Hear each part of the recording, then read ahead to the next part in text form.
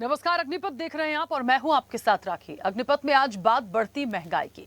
महंगाई को लेकर एक बार फिर चिंता बढ़ गई है। अप्रैल 2026 में देश की थोक महंगाई दर यानी होलसेल प्राइस इंडेक्स बढ़कर 8.30% पर पहुंच गई, जो पिछले 42 महीनों का सबसे ऊंचा स्तर है। मार्च 2026 में यह आंकड़ा 3.88% था। बाजार को उम्मीद थी कि महंगाई करीब 5.50% रह सकती है, लेकिन असली आंकड़े ने सभी अनुमान पीछे छोड़ दिए। इससे साफ है कि देश में लागत और ईंधन से जुड़ा दबाव तेजी से बढ़ रहा है। महंगाई बढ़ने की सबसे बड़ी वजह ईंधन और ऊर्जा की कीमतों में उछाल माना जा रहा है, जहां फ्यूल और पावर महंगाई 24.71% तक पहुंच गई। कच्चे तेल, पेट्रोल, डीजल और एलपीजी की कीमतों में बड़ी बढ़ोतरी का असर सीधे थोक बाजार पर दिखा है, जिसकी मुख्य वजह मिडिल ईस्ट तनाव और वैश्विक तेल सप्लाई पर दबाव माना जा रहा है। हालांकि राहत की बात ये रही कि खाने पीने की चीजों की महंगाई अभी ज्यादा नहीं बढ़ी है। अप्रैल में फूड इन्फ्लेशन बढ़कर 2.31% रही, जबकि मार्च में ये 1.85% थी। प्याज और आलू जैसी जरूरी सब्जियों के दाम अभी भी पिछले साल के मुकाबले कम बने हुए हैं। इससे आम लोगों को थोड़ी राहत मिली है, लेकिन दूसरी ओर प्राइमरी आर्टिकल्स यानी कच्चे सामान की महंगाई 6.36% से बढ़कर 9.17% हो गई है। वहीं मैन्युफैक्चर्ड प्रोडक्ट्स की महंगाई भी 3.39% से बढ़कर 4.62% पहुंच गई है। इसका मतलब है कि फैक्ट्रियों में बनने वाले सामान की लागत भी बढ़ रही है। अब बाजार और आम लोगों की नजरें मई महीने के आंकड़ों पर टिकी हैं, जब डीपीआईआईटी के अनुसार मई 2026 के होलसेल प्राइस इंडेक्स के आंकड़े 15 जून को जारी किए जाएंगे। अगर तेल की कीमतों में तेजी बनी रहती है तो आने वाले महीनों में महंगाई और बढ़ सकती है और इसका सीधा असर हर सेक्टर पर पड़ेगा। ऐसे में आम लोग महंगाई से कैसे निपटेंगे, ये एक वाकई बड़ा सवाल है। चलिए, और इसी पर आज हम चर्चा को भी आगे बढ़ाएंगे। तमाम मेहमान हमारे साथ जुड़े हैं। सबसे पहले आपका परिचय करा दें। भारतीय जनता पार्टी का पक्ष रखेंगे अमित तिवारी। अमित जी, बहुत स्वागत चर्चा में जुड़ने के लिए। कांग्रेस का पक्ष रखेंगे पवन डोंगरे। पवन जी, आपका भी बहुत स्वागत है। और मार्केट एक्सपर्ट हैं विनीत राठौर। विनीत जी, आपका भी बहुत स्वागत है। चर्चा की शुरुआत सबसे पहले विनीत जी आपसे करूंगी, क्योंकि आप मार्केट के एक्सपर्ट हैं। जो भी एक आंकड़े सामने आए हैं, इस चीज को हम नहीं नकार सकते कि जो महंगाई है वो अब बैलेंस है और सारी चीजें ठीक हैं। और दूसरा ये भी एक बहुत बड़ा फैक्टर है जो मिडिल ईस्ट में हो रहा है, उसके बाद से लगातार पेट्रोल डीजल की यदि बात की जाए तो वहां से लेके धीरे धीरे जो सारी चीजें हैं वो बढ़ती जा रही हैं। तो क्योंकि महंगाई जो है यदि वो बढ़ती है तो सबसे पहले जो प्रभावित होता है वो होती है आम जनता। तो फिलहाल जो सिनेरियो, जो सेक्टर्स पर बात हो रही है और 8.30 के एक जिस स्तर पर ये पहुंची है, ये क्या दिखाता है और आने वाले समय में इससे आम लोग कैसे इससे निपटेंगे, वाकई एक सवाल है। कैसे आप देखते हैं एक मार्केट एक्सपर्ट होने के नाते?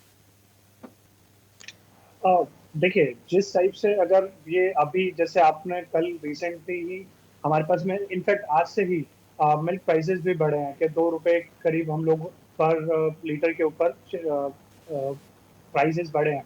तो एक्चुअली जो ये प्राइसेस बढ़े हैं तो इसके ना बहुत इम्पैक्ट पड़ने वाला।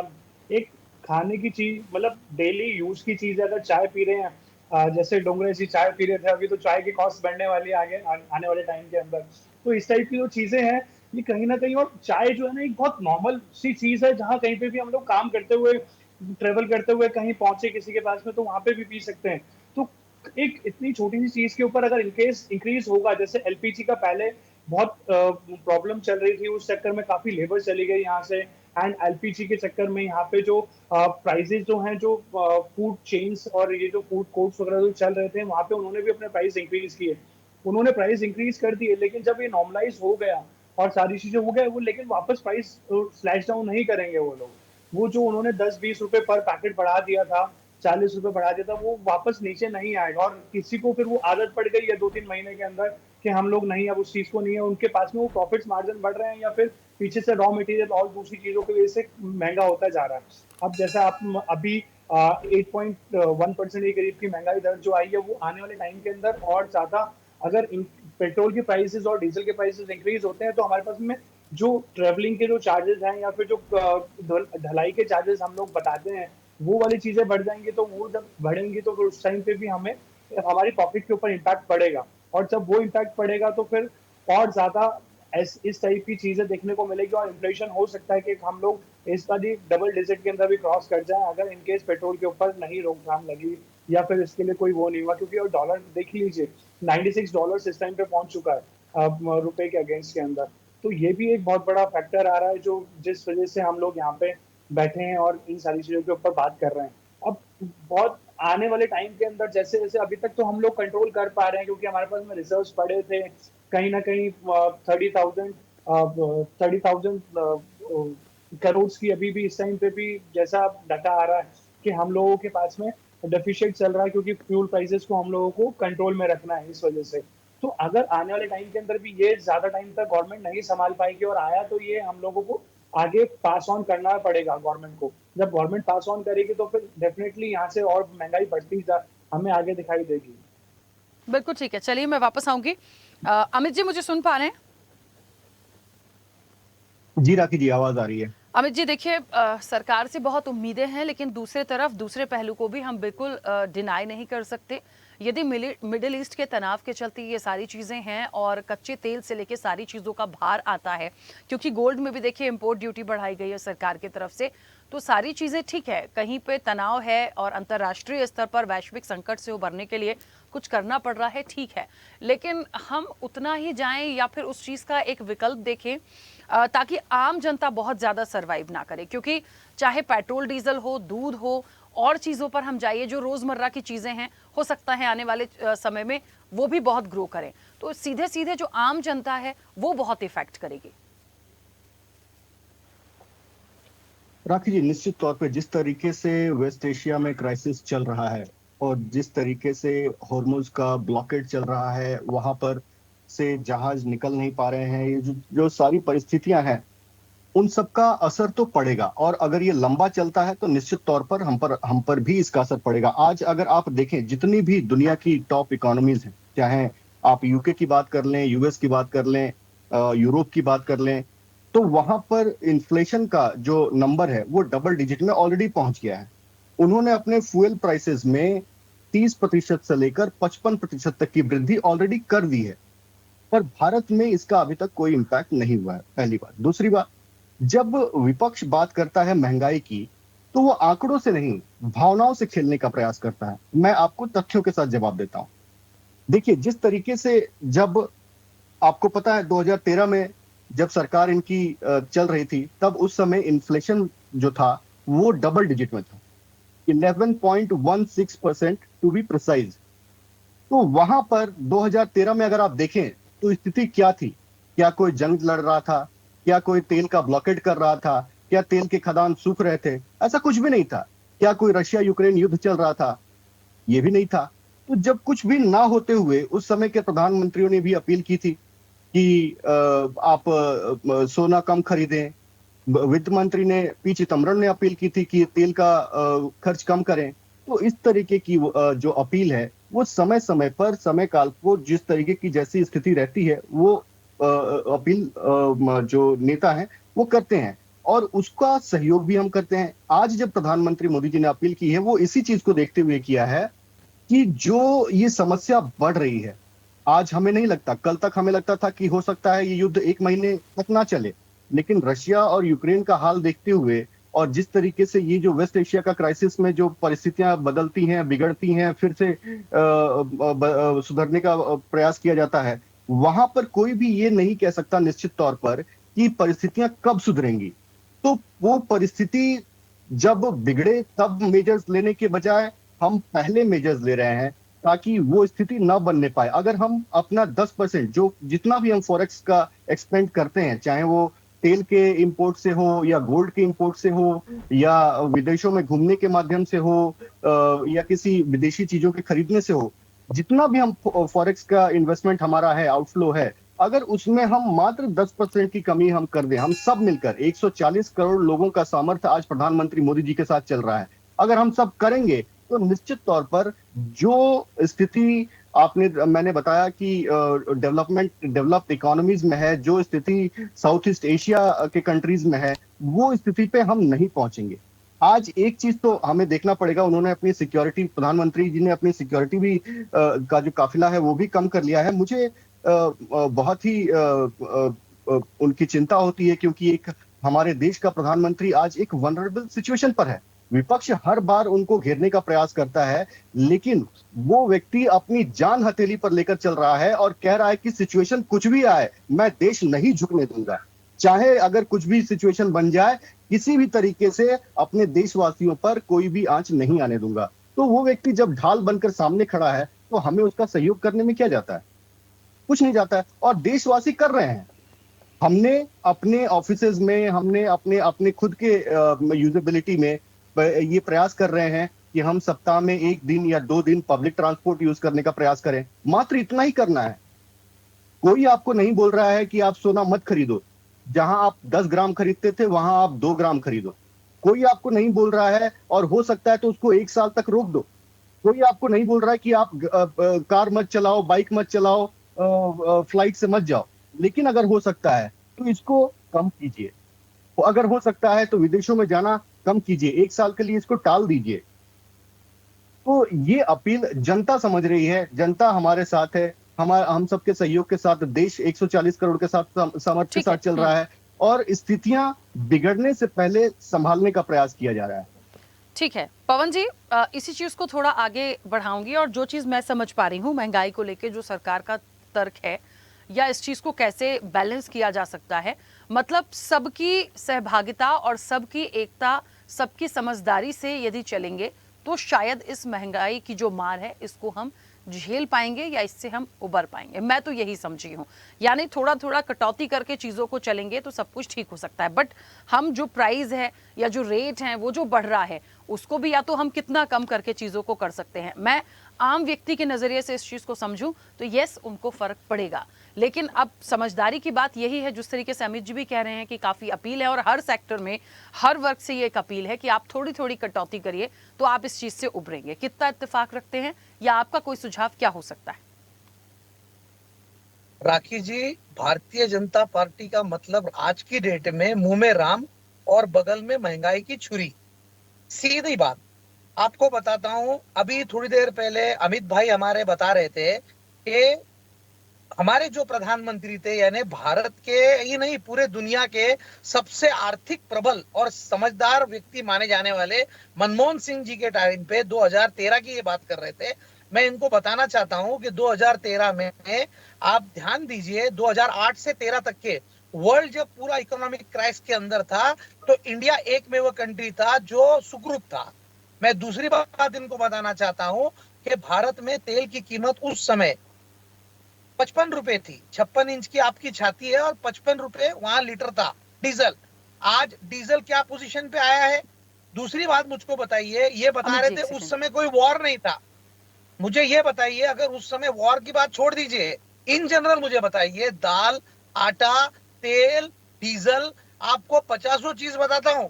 सादे किसानों के लिए जो पाइपलाइन है, वो पाइपलाइन आपके मित्र अदानी जी के कंपनी से पॉली कार्बोनेट बनता है, पॉली फार्मा बनता है। उस पॉली को बनाने के लिए कोरोना के काल के अंदर पाइप की कीमतों को बढ़ाकर ट्रिपल कर दिया गया। किसान पानी उसी पाइप से लाता है, उस पाइप की कीमत कहां चली गई?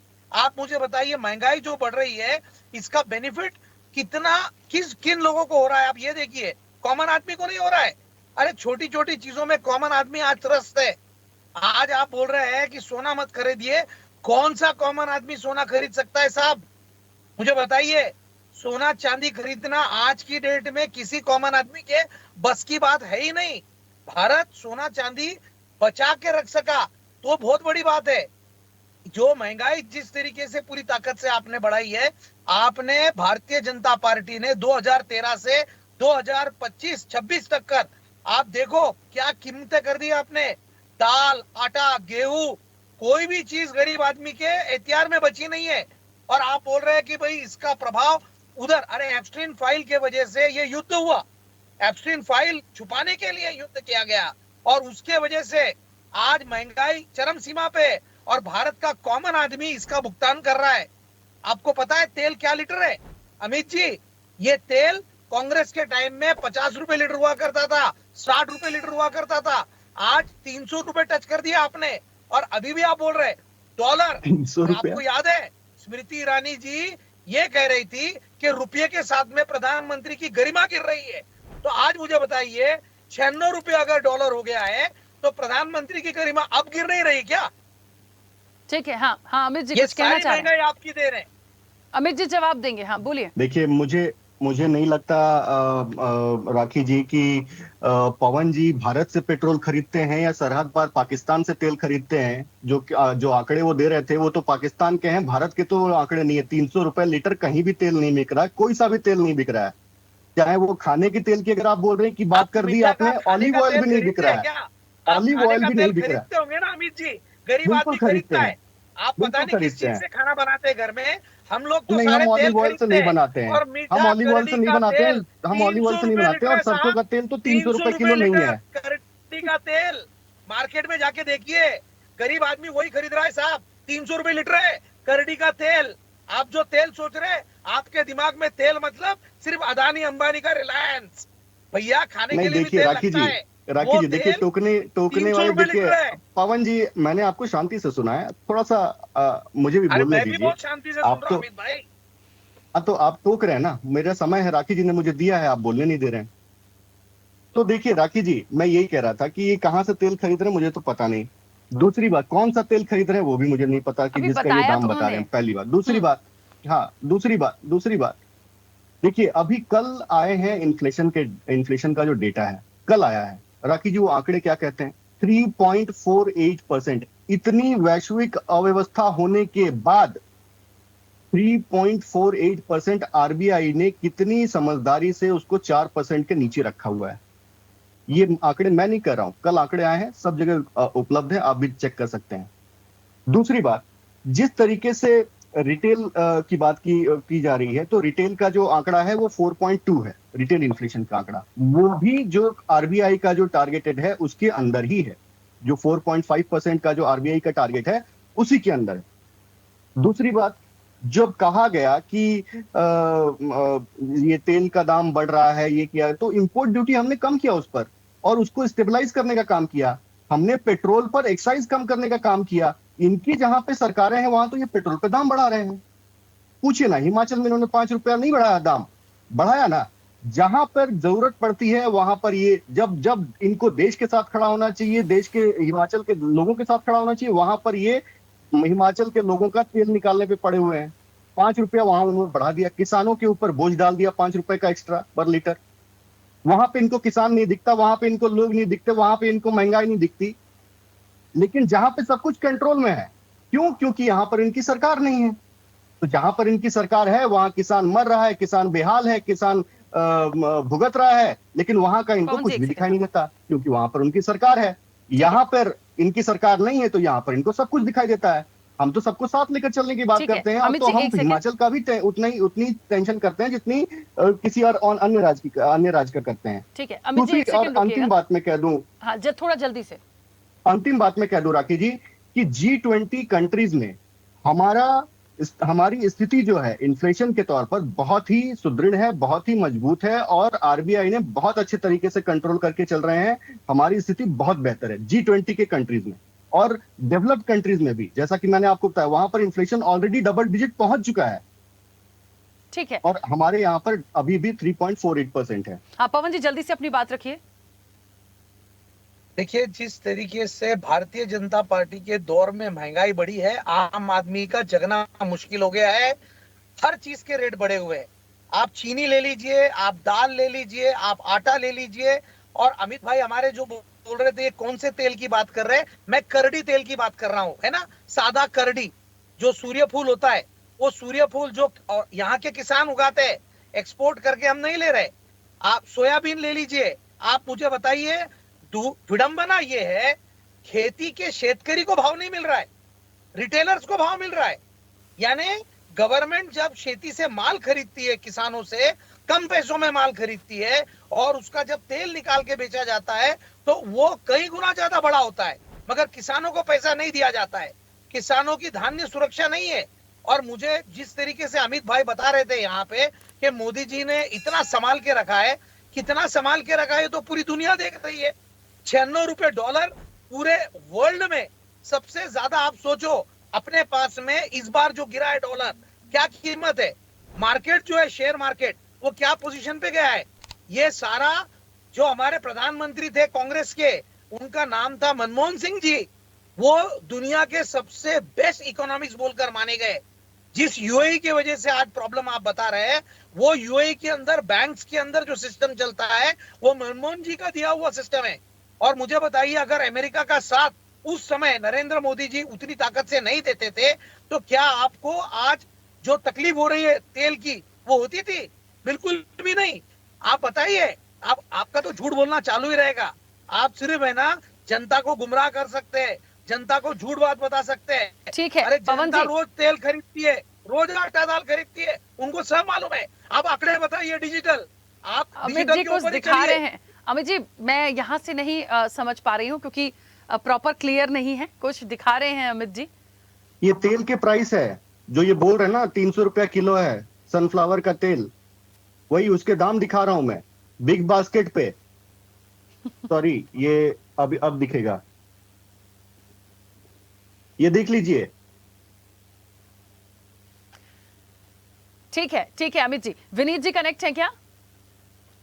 विनीत जी बहुत और जल्दी ये से वन अपनी ऑफ द बात बेस्ट रखिए, ब्रांड बहुत है जल्दी से प्लीज। राखी जी, ये one of the best brand है जो मैं दिखा रहा था। द बेस्ट ब्रांड का ये प्राइस है जो मैं आपको स्क्रीन पे अभी दिखा रहा हूँ। जो तेल क्या जनता झूठ को मिल बोलते रहा हैं है, कांग्रेस के फिर प्रवक्ता? ठगी चल रही है क्या? लाइव टेस्ट, इनके महाराष्ट्र में, हर बात दूसरे का राज्यों लाइव में टेस्ट होना जो चाहिए, सरकार है लाइव वो ठग डिटेक्टर रही है क्या? मशीन लगा ठीक है के चलिए, इनको झगड़े बोलवाना का चाहिए। विषय नहीं, राखी एक जी, मिनट एक मिनट। वो विनीत राखी जी, जी, है ना? विनीत जी को अपनी कांग्रेस बात का रखने नेता दीजिए प्लीज, एक प्रवक्ता सेकंड। जब भी कुछ पवन जी और बोलता अमित जी है प्लीज। उसके हाथ में विनीत लाइव जी बोलिए। डिटेक्टर टेस्ट लगाकर उससे बात को राखी जी, जांचना अरे चाहिए, क्योंकि वो हर बात झूठ म्यूट कर बोलते हैं। दीजिए जब प्लीज, कभी चलिए, भी नहीं मानेंगे वो, समय की सीमा है। म्यूट करिए और विनीत जी को प्लीज अपनी बात रखने दीजिए जल्दी से। राखी जी, होता क्या है कि जब कभी भी कोई टाइम निकलता है, टाइम के साथ में इन्फ्लेशन जरूर आता है सर। जब कभी भी टाइम निकलता है तो टाइम के साथ में इन्फ्लेशन जरूर आता है, और इन्फ्लेशन ठीक भी रहता है किसी हद तक इकोनॉमी के लिए कि हाँ इन्फ्लेशन होना चाहिए, तभी आप लोग आगे ग्रोथ कर पाएंगे। एक अगर अच्छा इन्फ्लेशन है तो हमें ग्रोथ के चांसेस भी ज्यादा मिलते हैं, सैलरी हाइक्स मिलेंगे, फिर उसके अकॉर्डिंग आगे भी हम लोग उस अकॉर्डिंग करेंगे। लेकिन वो फॉर द टाइम बीइंग जो है ना, वो बहुत खराब रहता है उस टाइम पे ना। हम लोग जो उस इन्फ्लेशन के मार के अंदर फंसे रहते हैं। अगर देखे जाए पहले भी आंकड़े जो थे वो ऐसा कोई बहुत अच्छा नहीं है। अगर आप अभी दूध की बात कर रहे थे, 2 रुपए बढ़े हैं सर, 2 रुपए, लेकिन वो जो है ना परसेंटेज वाइज देखा जाए ना, अगर हम लोग टक्का वाइज देखे तो वो 2.5 से 3, 3.5% के करीब है। तो अगर 2.5 से 3.5% के करीब अगर कहीं पे इन्फ्लेशन मतलब उस एक पर्टिकुलर प्रोडक्ट के अंदर आया है, तो वो आगे जाके और दूसरे इम्पैक्ट चाय के ऊपर कितना करेगा, जिसके अंदर आप पानी भी डल रहा है, जिसके अंदर आपका गैस भी डल रहा है, जिसके अंदर से गैस अभी लोग ब्लैक के अंदर परचेज कर रहे थे, और आगे और सारी चीजें उसके अंदर जो चाय पत्ती होगी, शुगर होगी, इन सारी चीजों के भी कॉस्ट जो है वो आगे इन्फ्लेशन के अकॉर्डिंग बढ़ती ही चली जाएंगी। तो इस चीज का इम्पैक्ट जो है ना आने वाले टाइम के अंदर अभी हमें और देखने को मिल सकता है, लेकिन एक कंट्रोल्ड वे में रहे, क्योंकि जिस अकॉर्डिंग हम लोग लास्ट अगर मैं 2004 साल पुरानी बात करूं तो उस टाइम पे अगर मिल्क की एक पैकेट की कॉस्ट अगर मैं टोन की बात करूं ना, जो आज 58 के करीब हो गया है, वो कहीं पे 47 के करीब था उस टाइम पे 4 साल पहले। तो 4 साल के अंदर अगर हम लोग यहाँ पे परसेंटेज की वाइज बात करें तो 20% तक का इन्फ्लेशन आ चुका है इसके अंदर। ठीक है, तो अगर 20% का इन्फ्लेशन सिर्फ मिल्क प्रोडक्ट के अंदर ही है, तो और बाकी सब दूसरे प्रोडक्ट्स के अंदर कितना हम लोग आगे एक्सपेक्ट कर सकते हैं। ऐसे ही और सारी चीजों के अंदर है, लेकिन इन्फ्लेशन अगर कंट्रोल होता है, क्यों बहुत सिचुएशंस हैं अब ये जितनी जल्दी सॉर्ट आउट होती हैं अपने पास में, क्योंकि हमारे पास में और दूसरी जगह के भी ऑप्शंस खुले हुए हैं कि हम लोग रशिया से या कहीं और से भी तो ऑयल इंपोर्ट कर सकते हैं, तो हम वहां पे भी हमें वो वाले ऑप्शंस लेने चाहिए करने के लिए। ठीक है चलिए, समय की सीमा है अमित जी, वापस नहीं आ पाऊंगी। आप सभी का बहुत शुक्रिया इस चर्चा में जुड़ने के लिए। देखिए, ईंधन और ऊर्जा की कीमतों में उछाल इसकी बड़ी वजह मानी जा रही है, और जब तक यहां से चीजें ठीक नहीं होंगी तब तक ये ग्राफ ऐसा बढ़ता जाएगा। बात सिर्फ इतनी सी है कि इस महंगाई की मार से जो सबसे ज्यादा प्रभावित है वो आम जनता होगी। किसी भी वर्ग में, किसी भी सेक्टर को आप देखिए, चाहे पेट्रोल डीजल को लीजिए, चाहे आप खाद्य पदार्थों को लीजिए, पैक्ड फूड को लीजिए, कहीं ना कहीं ये सारी चीजों के दाम बढ़ना, क्योंकि 42 महीनों का जो रिकॉर्ड टूटा है, इससे कहीं ना कहीं सरवाइव तो हमें करना है। बचना कैसे है, थोड़ी थोड़ी राहत करके, जो सुझाव के तौर पर आया है उसे भी करके देखा जाएगा, लेकिन लगातार यदि ये स्थितियां बनी रही तो फिर आने वाला समय वाकई एक और ज्यादा, इससे भी ज्यादा आंकड़ों को बढ़ता हुआ नजर आने वाला है। चर्चा में इतना ही, बने रहिए स्वदेश न्यूज के साथ। सबसे पहले देश। ऐसे ही वीडियोस के लिए लाइक करें, शेयर करें, फॉलो करें, YouTube पर जाकर सब्सक्राइब कर बेल आइकन दबाना ना भूलें। और ताजा अपडेट्स के लिए स्वदेशलाइव.com पर जरूर जाएं।